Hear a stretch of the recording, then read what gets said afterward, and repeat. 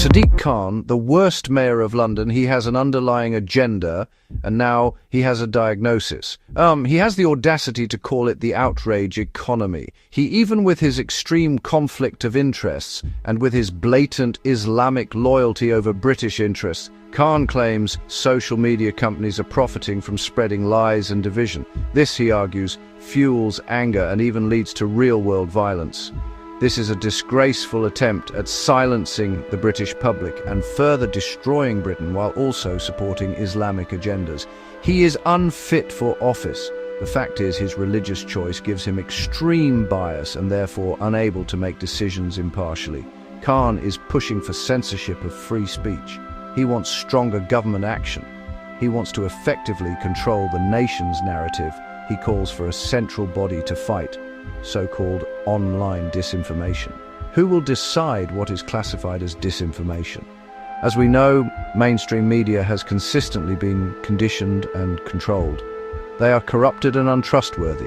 He demands aggressive enforcement, yet the public would prefer aggressive enforcement and removal of illegal immigrants and aggressive policing of extreme Islamic practices, abusing the country and practicing public prayers, disrespecting English people, and he asked for penalties for platforms that fail to comply.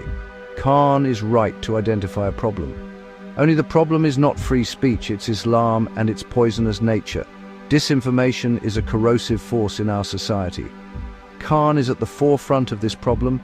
Anyone who is in government should not have extreme religious beliefs, nor should they be allowed to publicly support foreign ideologies.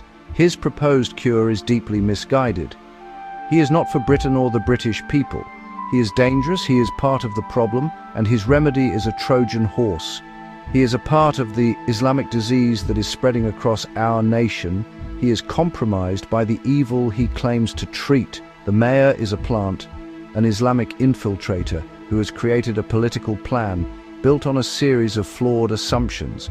It oversimplifies the causes of societal problems, placing blame on others' factors and silencing those speaking out. It places far too much faith in the wisdom of idiots and impartiality of the state, which is completely compromised as shown by Islamic agendas being pushed by Kahn. It underestimates the immense danger of creating a government-backed arbiter of truth. While he insists he does not wish to silence legitimate criticism, the mechanisms he proposes would inevitably do just that. The powers he wants to create are a direct threat to free speech, open debate, and silence any attempt to criticize the Islamic takeover, which is the real issue. Kahn will destroy the very foundations of a free society. He wants Islamic control. He has created a blueprint for censorship, not a solution for safety. We must reject Kahn. We must reject Islam. We do not want this heavy-handed Islamic approach. We want Britain back to the former Great Britain.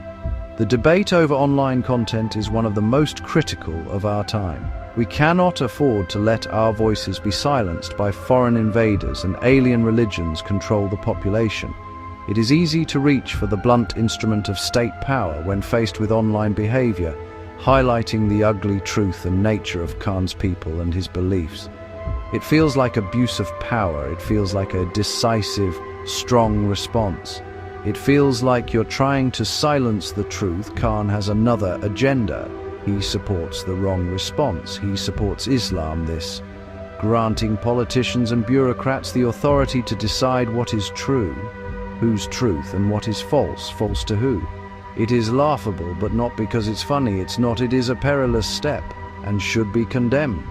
The government is meant to represent the people, not silence them in favor of suppressing the truth. For what we know is an evil ideology, which is Kahn's only interest. It is a power that, once granted, is seldom relinquished and is always prone to abuse. Just how Kahn intended to manipulate abuse of power in order to protect Islam, not British freedom. The fight against disinformation is about to be hijacked by the Islamic insiders who have infiltrated our government. This infuriated government requires a theoretical sledgehammer. It requires empowering British people, its culture, not slander, its citizens, and stop empowering the compromised state. We need change. Sadiq Kahn is an Islamist and has no business being in power. He needs to be investigated for conflict of interests and this new regime he intends to inflict on the nation. There is only one reason why he wants authoritarian solutions, and we all know why. His values are not aligned with the native people of Britain. His solution is designed to silence the public, reduce transparency, and target people to discourage free speech, all while simultaneously ensuring the protection of Islam and pushing its offensive narrative. People like Kahn believe are actively engaged in forms of jihad, allegedly said in a goofy voice, normal voice, and are actively corroding the existing laws in the UK to suit the Islamic movement and ultimately take over the United Kingdom. Please like this video and subscribe to the channel for more.